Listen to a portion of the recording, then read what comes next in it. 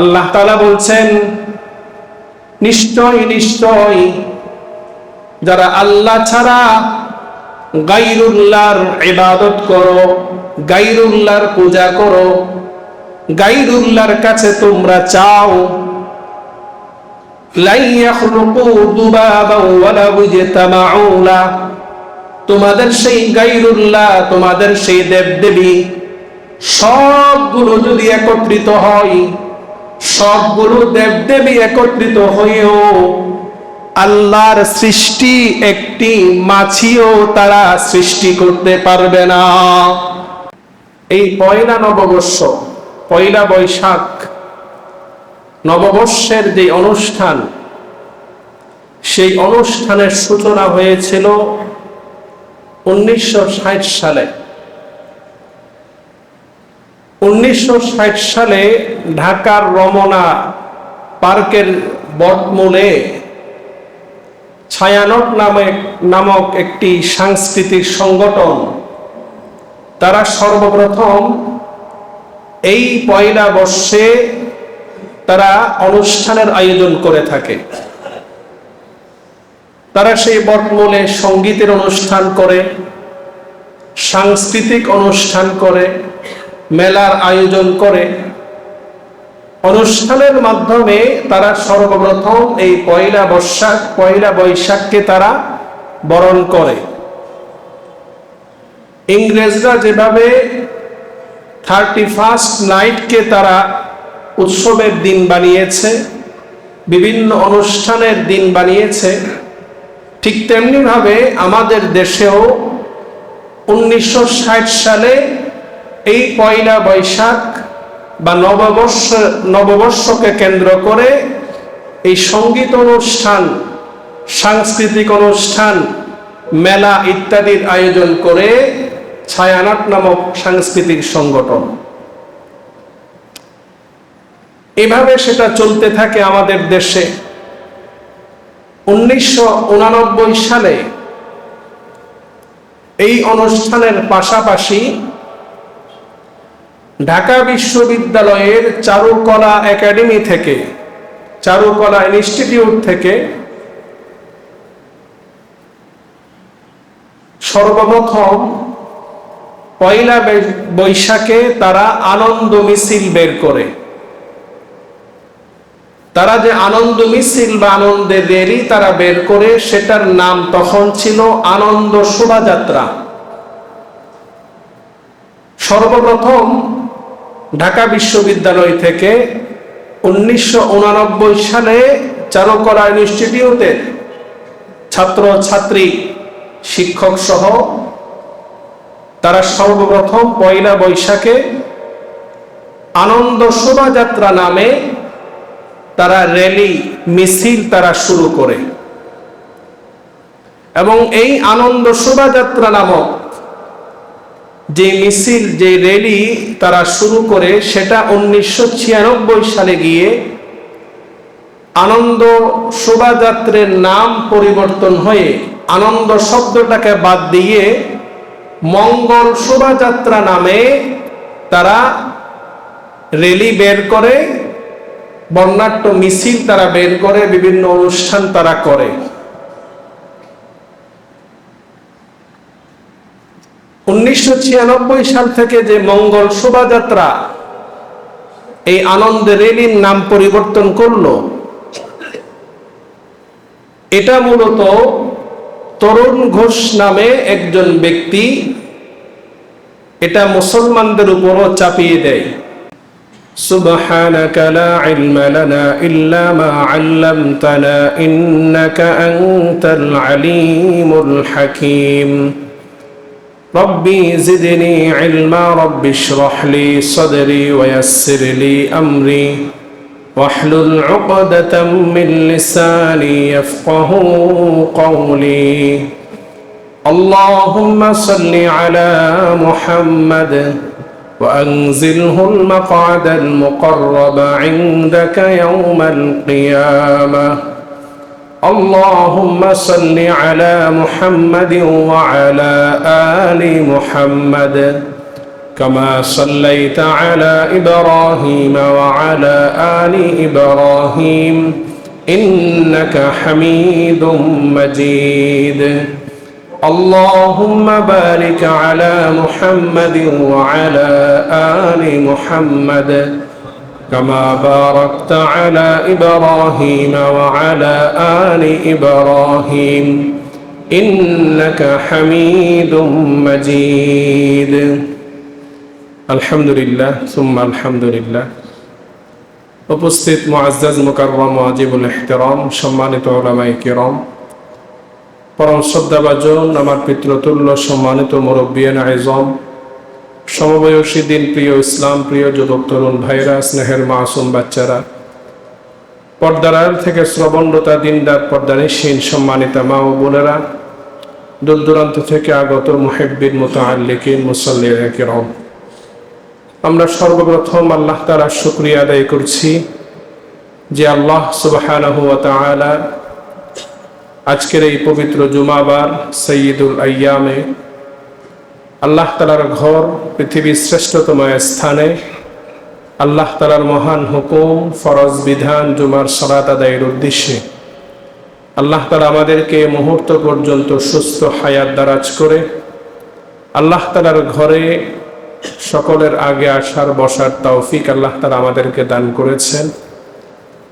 আমরা অন্তরের অন্তঃস্থল থেকে হৃদয়ের গভীর থেকে উচ্চ কণ্ঠের সমস্বরে হৃদয় রিংড়ানো ভালোবাসা দিয়ে কালিমাত শুকর করছি, সকলেই বলি আলহামদুলিল্লাহ।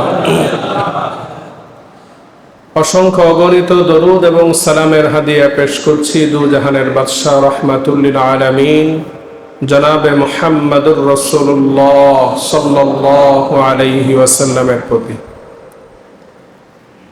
সম্মানিত উপস্থিতি, বর্তমান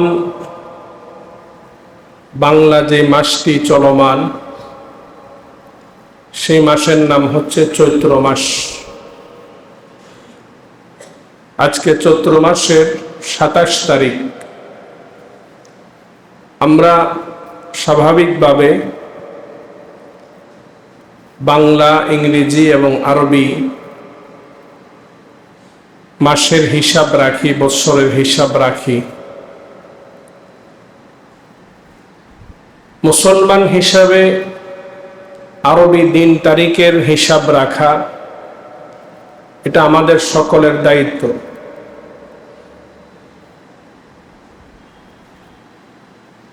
বাংলাদেশি হিসাবে যেহেতু আমাদের মাতৃভূমি বাংলাদেশ, আমাদের মাতৃভূমি বাংলা,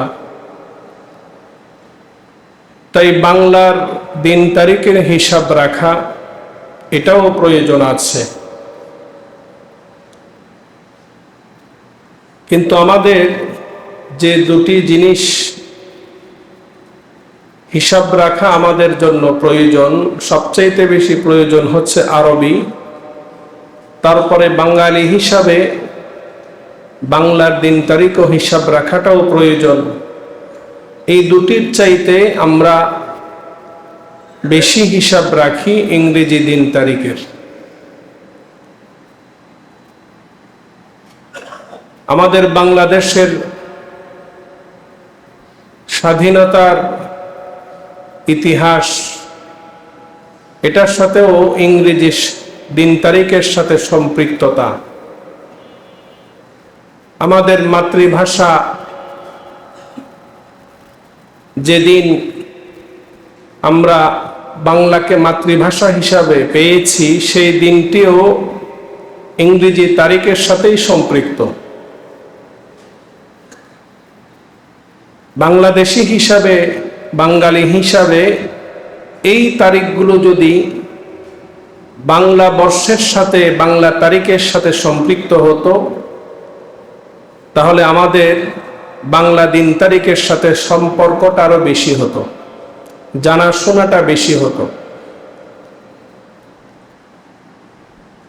বাংলা দিন তারিখের সাথে সারা বছর আমাদের সাথে তেমন একটা খোঁজ খবর না থাকলেও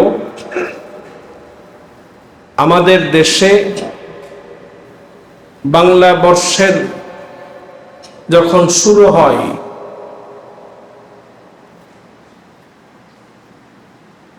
প্রথম বর্ষের যে প্রথম দিবস, বৈশাখ মাসের প্রথম দিন, পয়লা বৈশাখ, সেই দিবসটিকে আবার আমাদের দেশের সকলেই স্মরণ করে। তার কারণ হচ্ছে, বর্ষের প্রথম দিনকে কেন্দ্র করে, পয়লা বৈশাখকে কেন্দ্র করে আমাদের দেশের মিডিয়া থেকে শুরু করে সর্বক্ষেত্রে বিভিন্ন অনুষ্ঠান, বিভিন্ন আয়োজন করা হয়ে থাকে, বিভিন্ন উৎসব পালন করা হয়ে থাকে, যার কারণে বাংলা বর্ষের প্রথম দিবসটিকে আমাদের দেশে সকলেই গুরুত্ব সহকারে জানে এবং এই দিবসটি অনেকেই পালন করে।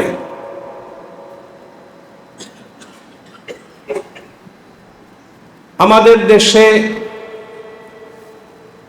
বৈশাখ মাসের প্রথম দিবসকে বিভিন্ন অনুষ্ঠানের মাধ্যমে, আয়োজনের মাধ্যমে এই দিবসটিকে যে পালন করা হয়, অনেকেই উৎসবের দিবস হিসাবে পালন করে থাকেন। এই পালন করা এই দিবসটি সম্পর্কে, উৎসবগুলো আয়োজন করা, এই সম্পর্কে ইসলাম কি বলে, ইসলামের দিক নির্দেশনা কি, এটা প্রত্যেক মুসলমানের জানা প্রয়োজন। কারণ মুসলমান যেহেতু আমরা দাবি করি নিজেদেরকে, আল্লাহ তাআলা মুসলমানদেরকে আদেশ করেছেন, ঈমানদারদেরকে আদেশ করেছেন, ইয়া আইয়ুহাল্লাযীনা আমানু দুখুলু ফিস সিলমি কাফা, হে ঈমানদারেরা, তোমরা ইসলামের মধ্যে পূর্ণাঙ্গভাবে প্রবেশ করো, ইসলামকে পরিপূর্ণভাবে তোমরা পালন করো। তোমার ব্যক্তি জীবন থেকে, তোমার জন্ম থেকে নিয়ে মৃত্যু পর্যন্ত ব্যক্তি জীবন, পারিবারিক জীবন, সামাজিক জীবন, রাষ্ট্রীয় জীবন, আন্তর্জাতিক জীবন, মুসলমান হিসাবে সব ক্ষেত্রে আল্লাহ তাআলার নির্দেশ হচ্ছে ইসলামের বিধান অনুযায়ী চলতে হবে। তো সুতরাং মুসলমান বাংলা নববর্ষ পালন করবে, সেই বিষয়ে ইসলাম কি বলে, নববর্ষের সাথে ইসলামের সম্পর্ক আছে কিনা, সেই বিষয়ে মুসলমানের অবশ্যই জানা থাকা প্রয়োজন। আর জানা যদি না থাকে তাহলে আমল করা সম্ভব হবে না। তাই সংক্ষিপ্তভাবে নববর্ষকে কেন্দ্র করে আজকে কিছু কথা আপনাদের সামনে আলোচনা করার চেষ্টা করব ইনশাআল্লাহ। মুহতারাম হাজরিন, আমাদের দেশে সর্বপ্রথম এই পয়লা নববর্ষ, পয়লা বৈশাখ নববর্ষের যে অনুষ্ঠান, সেই অনুষ্ঠানের সূচনা হয়েছিল 1960 সালে।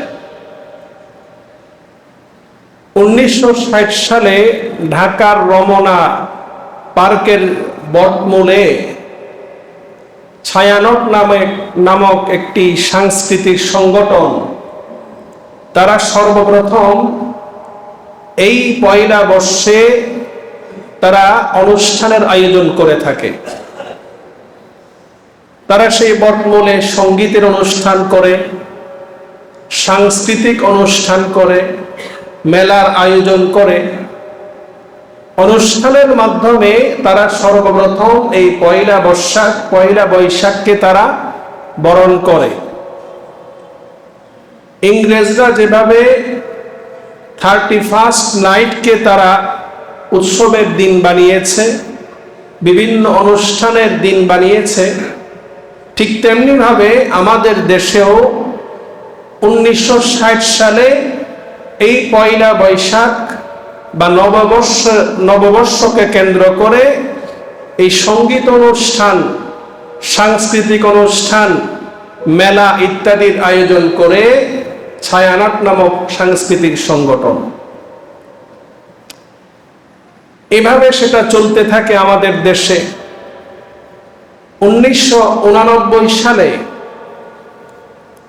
এই অনুষ্ঠানের পাশাপাশি ঢাকা বিশ্ববিদ্যালয়ের চারুকলা একাডেমি থেকে, চারুকলা ইনস্টিটিউট থেকে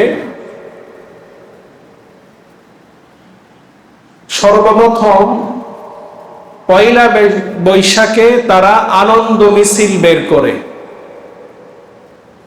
তারা যে আনন্দ মিছিল বা আনন্দের র্যালি তারা বের করে, সেটার নাম তখন ছিল আনন্দ শোভাযাত্রা। সর্বপ্রথম ঢাকা বিশ্ববিদ্যালয় থেকে 1989 সালে চারুকলা ইনস্টিটিউটের ছাত্র ছাত্রী, শিক্ষক সহ তারা সর্বপ্রথম পয়লা বৈশাখে আনন্দ শোভাযাত্রা নামে তারা র্যালি মিছিল তারা শুরু করে। এবং এই আনন্দ শোভাযাত্রা নামক যে মিছিল, যে র্যালি তারা শুরু করে, সেটা 1996 সালে গিয়ে আনন্দ শোভাযাত্রার নাম পরিবর্তন হয়ে আনন্দ শব্দটাকে বাদ দিয়ে মঙ্গল শোভাযাত্রা নামে তারা র্যালি বের করে, বর্ণাঢ্য মিছিল তারা বের করে, বিভিন্ন অনুষ্ঠান তারা করে। 1996 সাল থেকে যে মঙ্গল শোভাযাত্রা এই আনন্দ র্যালির নাম পরিবর্তন করলো, এটা মূলত তরুণ ঘোষ নামে একজন ব্যক্তি এটা মুসলমানদের উপরও চাপিয়ে দেয়। এখন আমাদের আপত্তিটা কোন জায়গায়? আনন্দ শোভাযাত্রা নামে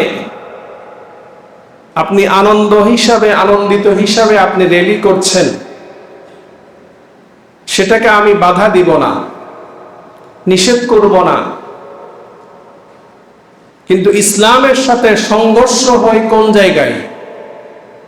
ইসলামের সাথে সংঘর্ষটা বাধে যখন আনন্দ র্যালির পরিবর্তে, আনন্দ শোভাযাত্রার পরিবর্তে সেটা যখন মঙ্গল শোভাযাত্রার নামকরণ করা হয় এবং মঙ্গল শোভাযাত্রাকে কেন্দ্র করে যেই মিছিলের আয়োজন করা হয়, সেই মিছিলে বিভিন্ন প্রাণীর, বিভিন্ন জিনিসের যে মূর্তি নিয়ে উপস্থিত হয়, সেগুলো নিয়ে ইসলামের আপত্তি।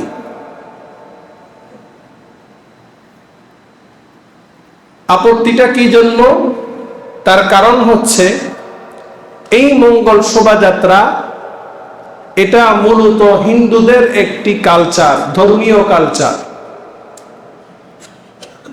এটার সাথে মুসলমানদের কোনো সম্পর্ক নেই, ইসলামের কোনো সম্পর্ক নেই। হিন্দুদের একটি বিশ্বাস, তাদের একটি আকীদা, ধর্মীয় বিশ্বাস হচ্ছে তাদের মঙ্গল অমঙ্গল এগুলোর মালিক হচ্ছে তাদের দেবদেবী। তারা যাদের পূজা করে সেই দেবদেবী তাদেরকে সকল প্রকারের অমঙ্গল থেকে বাঁচাবে, এটা হচ্ছে তাদের বিশ্বাস। যার যার ধর্মীয় বিশ্বাস ভিন্ন হতে পারে, কিন্তু মুসলমানের বিশ্বাস, মুসলমানের আকীদা, ইমানদারের আকীদা হচ্ছে সকল মঙ্গল এবং অমঙ্গল, কল্যাণ এবং অকল্যাণের মালিককে আল্লাহ। তো সুতরাং মুসলমানের সাথে হিন্দুদের সাথে বিশ্বাসের ক্ষেত্রে, আকীদার ক্ষেত্রে পার্থক্য হচ্ছে মুসলমান বিশ্বাস করে, মুসলমানের আকীদা যে সকল কল্যাণ এবং অকল্যাণের মালিক হচ্ছেন শুধুমাত্র একমাত্র আল্লাহ। আল্লাহ ছাড়া কোনো বস্তু, কোনো ব্যক্তি, কোনো প্রতিষ্ঠান কেউ আমাদের কল্যাণ অকল্যাণের মালিক নন। এই বিষয়ে কোরআনুল কারীমের আয়াত আছে, সেটা আমি পরবর্তীতে বলছি। মুসলমানদের সাথে প্রথম সংঘর্ষ হচ্ছে এটা, হিন্দুরা তাদের একটি দেবীর নাম হচ্ছে শ্রীকৃষ্ণ। শ্রীকৃষ্ণকে তারা মনে করে শ্রীকৃষ্ণ সকল অমঙ্গল থেকে তাদেরকে বাঁচায়। এই জন্য তারা শ্রীকৃষ্ণের জন্মদিনে তারা জন্মাষ্টমী নামে একটা তাদের ধর্মীয় উৎসব পালন করে। ওই যে জন্মাষ্টমী নামে তারা যে ধর্মীয় উৎসব পালন করে, সেই উৎসবে তারা মঙ্গল শোভাযাত্রার আয়োজন করে। কারণ তাদের বিশ্বাস শ্রীকৃষ্ণের জন্মদিনে জন্মাষ্টমীতে তাদের যে ধর্মীয় উৎসব, তাদের যে পূজা ইত্যাদি, এগুলোর মাধ্যমে তাদের দেবী তাদেরকে সকল প্রকারের অমঙ্গল থেকে বাঁচাবে। এই জন্য তারা মঙ্গল শোভাযাত্রার আয়োজন করে থাকে। এবার বুঝে থাকলে বলেন যে মঙ্গল শোভাযাত্রার সাথে মুসলমানের সম্পর্ক না হিন্দুদের সম্পর্ক? তো এখন হিন্দুদের সাথে যেই সংস্কৃতির সাথে সম্পর্ক, সেটা মুসলমানদের উপরেও চাপিয়ে দেওয়া হয়েছে। পয়লা বৈশাখে মঙ্গল শোভাযাত্রা নামে যেই আয়োজন করা হয়, সেই মঙ্গল শোভাযাত্রাটা মূলত হিন্দুদের একটি ধর্মীয় উৎসব, তাদের একটা সংস্কৃতি। এটা হচ্ছে আমাদের প্রথম আপত্তি, ইসলামের প্রথম আপত্তি। এই মঙ্গল শোভাযাত্রায় আমাদের দেশে আমরা দেখি বিভিন্ন অনুষ্ঠান তারা করে, গানের আয়োজন করে, মেলার আয়োজন করে, সেই দিন পান্তা ইলিশ খাই, বিভিন্ন পোশাক পরে। পাশাপাশি যেটা সবচাইতে বেশি গুরুতর বিষয়, ঈমানের সাথে সম্পৃক্ত বিষয়, সেটা হচ্ছে ওই দিন র্যালির মধ্যে বিভিন্ন প্রাণীর মূর্তি নিয়ে মানুষ উপস্থিত হয়, বিভিন্ন প্রাণীর ছবি নিয়ে মানুষ উপস্থিত হয়। সেই প্রাণীগুলোর মধ্যে দেখা যায় ময়ূর আছে, পেঁচা আছে, সিংহ আছে, বাঘ আছে, ইঁদুর আছে, ঈগল আছে ইত্যাদি। এই প্রাণীগুলোর বিভিন্ন প্রাণীর বিভিন্ন বস্তু যেই মূর্তি নিয়ে মানুষ উপস্থিত হয়, এই মূর্তিগুলোর সাথে ইসলামের সাথে সম্পূর্ণ সংঘর্ষ। কারণ এগুলোর সাথে হিন্দুদের ধর্মীয় বিশ্বাসের সাথে সম্পর্ক, যেটা ইসলামের সাথে সম্পূর্ণ সংঘর্ষ, ইসলামের বিপরীত। যেমন কয়েকটি বললে আপনারা বুঝবেন। হিন্দুদের ধর্মীয় বিশ্বাস, তারা ইঁদুরকে তাদের গণেশ নামক দেবীর বাহন মনে করে, তারা ঈগলকে তাদের বিষ্ণু নামক দেবীর বাহন মনে করে, সিংহ ভাগকে তাদের দুর্গার বাহন মনে করে, পেঁচাকে তারা তাদের মঙ্গলের প্রতীক মনে করে, লক্ষ্মীর বাহন মনে করে, ময়ূরকে তারা কার্তিকের বাহন মনে করে ইত্যাদি। তো সুতরাং আমাদের দেশে মঙ্গল শোভাযাত্রায় যেই সকল মূর্তিগুলো নিয়ে উপস্থিত হয়, ম্যাক্সিমাম হচ্ছে হিন্দুদের ধর্মীয় বিশ্বাসের সাথে সম্পৃক্ত, যার সাথে ইসলামের সাথে কোনো সম্পর্ক নেই। এখন হিন্দুদের ধর্মীয় বিশ্বাস, হিন্দুদের ধর্মীয় কালচার, ধর্মীয় উৎসব, এটা হিন্দুরা পালন করবে, এটা নিয়ে আমাদের কোনো আপত্তি নেই। কিন্তু তাদের একটা সংস্কৃতি, তাদের একটা উৎসব মুসলমানদের উপর, বাঙালি নামে সকলের উপর তাদের উৎসব চাপিয়ে দিবে, তাদের সংস্কৃতি আমাদের উপর চাপিয়ে দিবে, সেটা আমরা কখনো মেনে নিব না। মুহতারাম হাজরিন, আমাদের দেশে অনেকেই আছি আমরা এই উৎসবে অংশগ্রহণ করি। পয়লা বৈশাখে বিভিন্ন উৎসব আমরা পালন করি। অনেকেই আছি জেনে পালন করি, অনেকেই আছি না জেনে পালন করি। আশা করি আমার কথা যদি বুঝে থাকেন তাহলে মঙ্গল শোভাযাত্রা কোত্থেকে এসেছে, এই যে মূর্তিগুলো, এগুলোর সাথে কার সাথে সম্পর্ক, এতটুকুন আলোচনায় মোটামুটি বোঝা গেছে যে এটার সাথে ইসলামের কোনো সম্পর্ক নেই, সম্পূর্ণ হিন্দুদের সাথে সম্পর্ক। আর মুসলমান হিসাবে মুসলমান কখনো কোনো বিধর্মীদের উৎসব, বিধর্মীদের সংস্কৃতি, বিধর্মীদের কালচার সে কখনো পালন করতে পারে না। মুহতারাম হাজরিন, এটা নিয়ে উলামায়ে কেরাম অনেক লেখালেখি, অনেক বক্তব্য, অনেক কিছুই করে থাকেন। বাকি কথা হচ্ছে, আমরা যদি সত্যিকার অর্থে নিজেদেরকে মুসলমান হিসাবে আল্লাহ তাআলার সামনে দাঁড় করাতে চাই, ইসলামের মধ্যে পূর্ণাঙ্গ প্রবেশ করতে চাই, তাহলে আমাদেরকে এই সকল অপসংস্কৃতি, বিধর্মীদের সংস্কৃতি বর্জন করতে হবে। এই বিষয়গুলোকে ইসলাম কি জন্য নিষেধ করে? তার প্রথম কারণ হচ্ছে এটার সাথে শিরিকের সাথে সম্পর্ক হয়ে যায়। কারণ তারা যেই সকল দেবদেবীর পূজা করে, সেই সকল দেবদেবীর বাহনদেরকে ওই দিন উৎসবের মধ্যে আনা হয়, যেটার সাথে সরাসরি একটা শিরিকের সাথে সম্পৃক্ততা দেখা যায়। ইসলামের মধ্যে মূর্তি পূজা হারাম, মূর্তি বানানো হারাম। হয়তোবা কেউ বলবেন যে আমরা তো সেগুলোর পূজা করি না। পূজা করা যেমনি ভাবে হারাম, মূর্তি বানানো, কোনো পশু পাখির মূর্তি বানানো এটাও হারাম। আল্লাহ তাআলা পবিত্র কোরআনুল কারীমে ইরশাদ করেছেন, ফাজতানিবুর রিজসা মিনাল আওসান, তোমরা নাপাকি থেকে, মূর্তি থেকে তোমরা দূরে থাকো। আর কারোর যদি হিন্দুদের এই ধর্মীয় বিশ্বাসের সাথে মিল রেখে কোন মুসলমান যদি এই বিশ্বাস রাখে যে মঙ্গল শোভাযাত্রা, এটার দ্বারা আমাদের মঙ্গল হবে, এটার দ্বারা আমাদের অমঙ্গল দূর হবে, তাহলে তো সরাসরি সেটা শিরিক হয়ে যাবে।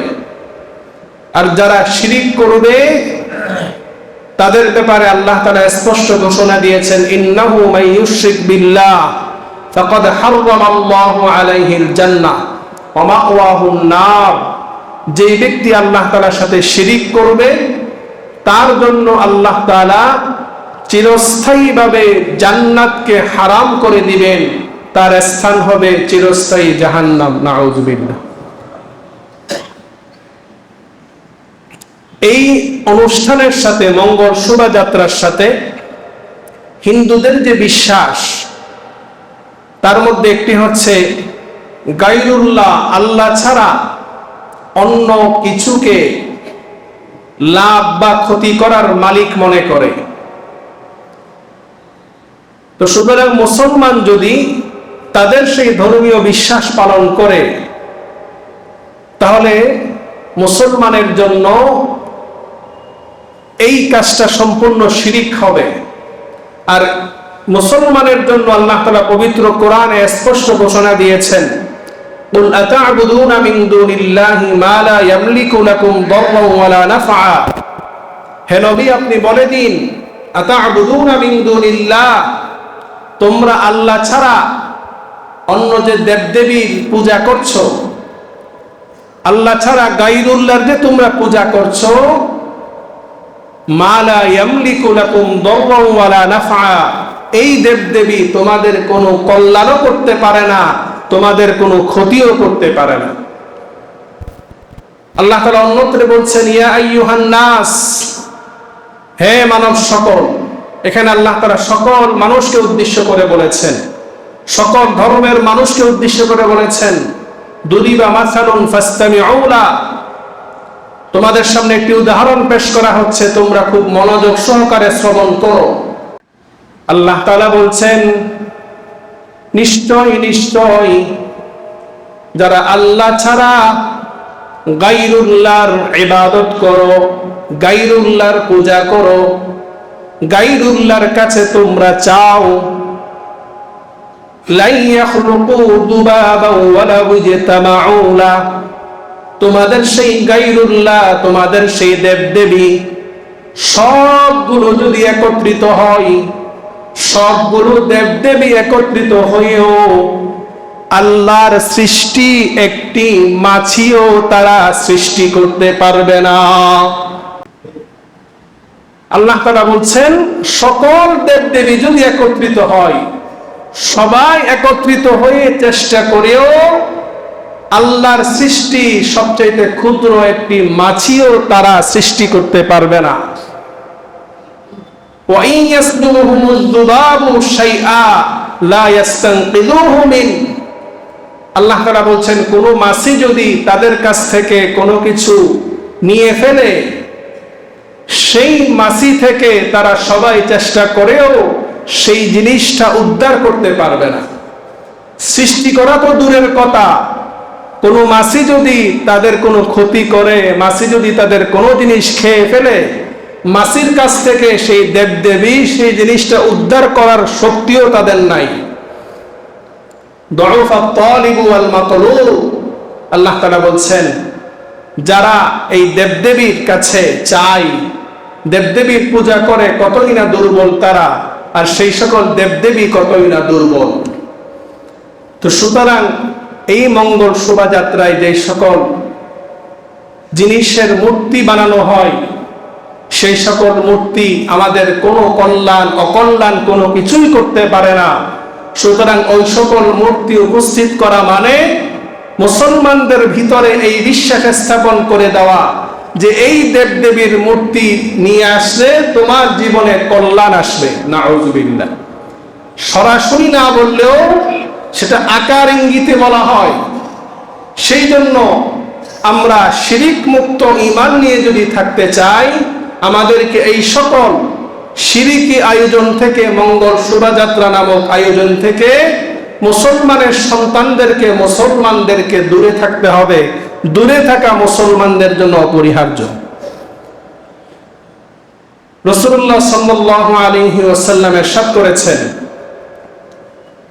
যে কোন মুসলমান যদি বিধর্মীদের কোন উৎসবের সাথে সাদৃশ্যতা অবলম্বন করে, কোন বিধর্মীদের কোন কাজকর্মের সাথে সাদৃশ্যতা অবলম্বন করে, রাসূলুল্লাহ সাল্লাল্লাহু আলাইহি ওয়াসাল্লাম স্পষ্ট ঘোষণা দিয়েছেন লাইসা মিন্না মান তাশাব্বাহা বিগায়রিনা, তারা আমাদের দলভুক্ত নয়, তারা মুসলমানদের দলভুক্ত নয়, তারা আমার উম্মতের দলভুক্ত নয়। যারা অমুসলিমদেরকে অনুসরণ করে, অমুসলিমদের ধর্মীয় উৎসবের সাথে নিজেকে সম্পৃক্ত করে, অমুসলিমদেরকে যারা অনুসরণ করে, তারা মুসলমানদের দলভুক্ত নয়। সুতরাং মুহতারাম হাজরিন, এই মঙ্গল শোভাযাত্রার সাথে আমাদের ঈমানের সাথে সম্পর্ক রয়েছে। এই আয়োজনের সাথে আমাদের ইসলামের সাথে সম্পর্ক রয়েছে, কারণ ইসলাম এই আয়োজনকে সম্পূর্ণভাবে হারাম বলেছে। ইসলাম এই সকল আয়োজন থেকে দূরে থাকতে বলেছে। আমরা যারা মুসলমান, মুসলমান হিসেবে আমাদের দায়িত্ব এই সকল অনুষ্ঠান থেকে দূরে থাকা, এই সকল উৎসব বর্জন করা, এই সকল উৎসবের প্রতি ঘৃণা রাখা। এই সকল উৎসব তো আমরা সরাসরি বাধা প্রদান করতে পারবো না। গণতান্ত্রিক রাষ্ট্র যে যার মতো করে উৎসব পালন করবে, কিন্তু মুসলমান হিসেবে, ঈমানদার হিসেবে এই সকল সংস্কৃতির প্রতি অন্তরে ঘৃণা রাখতে হবে। রাসূলুল্লাহ সাল্লাল্লাহু আলাইহি ওয়াসাল্লাম ইরশাদ করেছেন মান রাআ মিনকুম মুনকারান ফালিয়ুগাইয়িরহু বিয়াদিহি ফাইন লাম ইস্তাতি' ফাবিলিসানিহি ওয়া ইল্লাম ইয়াস্তাতি' ফাবিকলবি।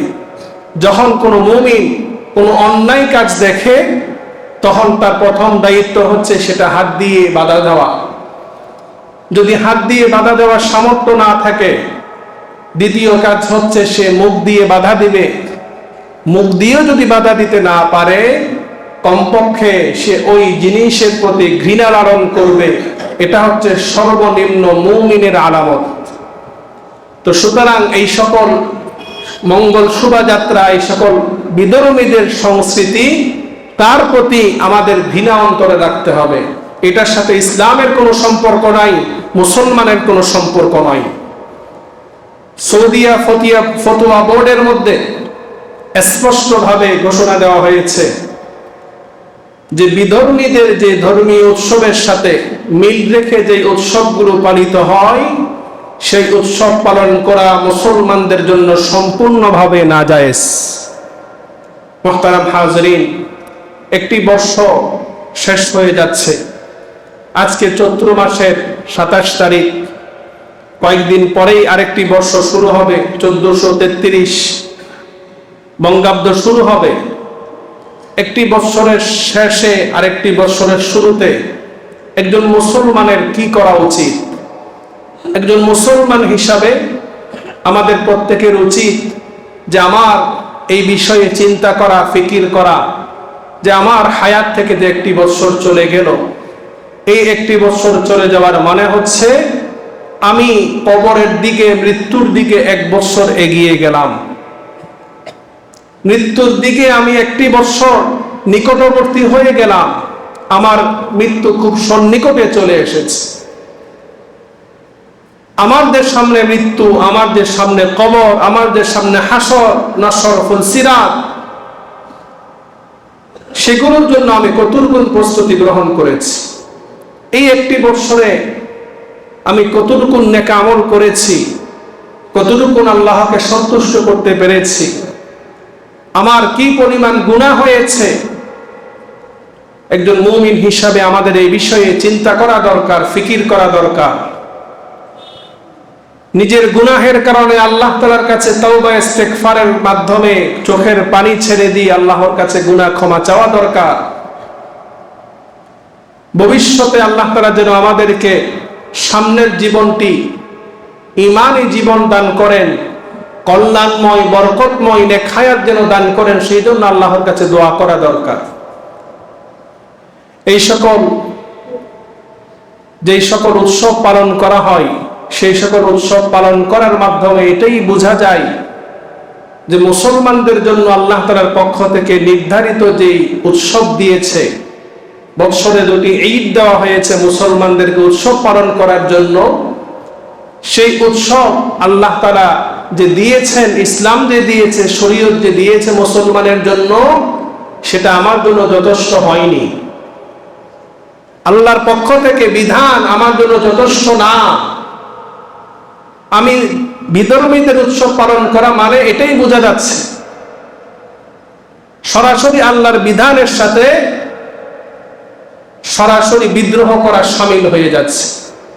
এই জন্য মুহতারাম হাজরিন, আসুন আমরা জেনে বুঝে এই সকল বিধর্মীদের উৎসবের সাথে, যেগুলোর সাথে সাদৃশ্যতা রয়েছে, এই সকল প্রকারের উৎসবকে বর্জন করে মুসলমান হিসাবে, আল্লাহর গোলাম হিসাবে আমরা সকলেই আল্লাহ তাআলার গোলামি করার চেষ্টা করি। আল্লাহ তাআলার কাছ থেকে বিগত জীবনের গুনাহগুলো ক্ষমা চেয়ে আগামী দিনের আমাদের হায়াতটুকুন যেন আল্লাহ তাআলা কল্যাণময়, বরকতময় করে, সেই জন্য আল্লাহ তাআলার কাছে দোয়া করি। আল্লাহ তাআলা আমাদের সকলকে তৌফিক দান করুক। ওয়া আখিরু দাওয়ানা আলহামদুলিল্লাহি রাব্বিল আলামিন।